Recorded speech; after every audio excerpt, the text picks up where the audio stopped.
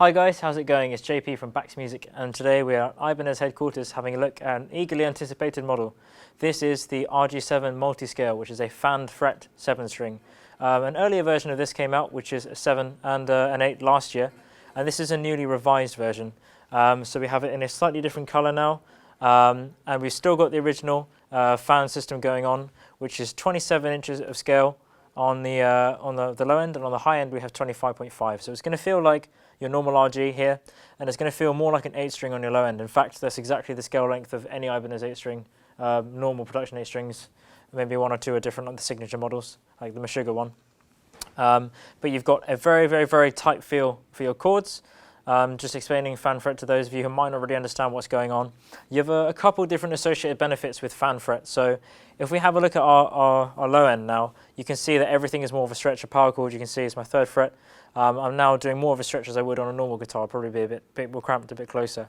The reason being for that is, one, the guitar is going to intonate a lot better when you're down tuning using thicker strings, but two, the guitar is going to sound a lot nicer as well. Having that beef when you're picking, even if you're picking really nice and hard, your pitch is going to stay as constant as possible. You're not going to have any bump in pitch, it's just going to stay nice and flat. That also really helps as well when you want to have a really low chunky end on a guitar in your songs, in your music and whatever you're playing. And the leads and things, you still want to preserve that and still have your regular feel, or as close as possible. So our fret distancing and our scale here is still 25.5 inch, which is just like any of the other Ibanez RGs behind me, or most of the S series that are 24 frets. So you still have the best of both worlds. It's really meant for the extreme metal player.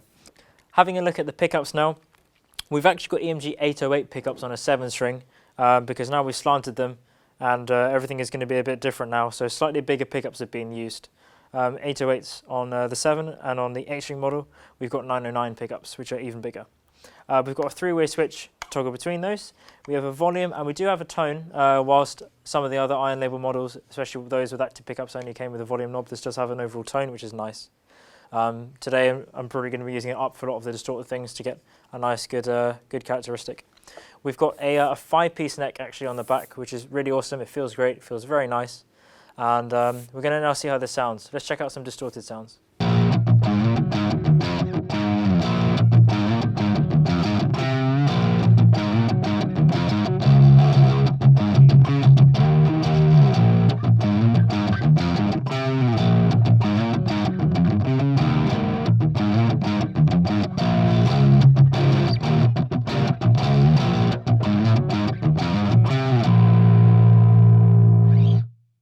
The neck of the 808 is really nice and warm.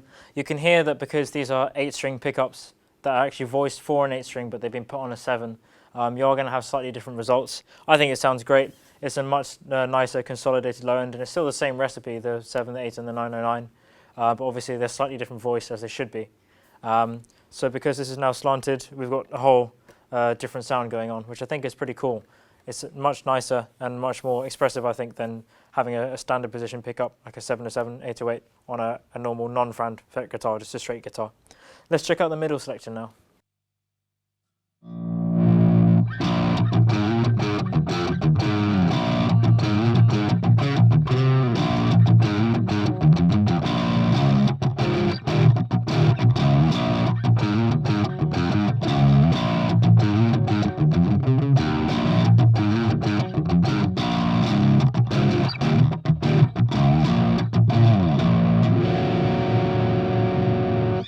Getting some cool sounds. It's nice to be able to have a tone knob as well, so we can experiment a little bit with that. We can get things a bit muddier, especially when we use the neck pickup, and dial down the tone a little bit.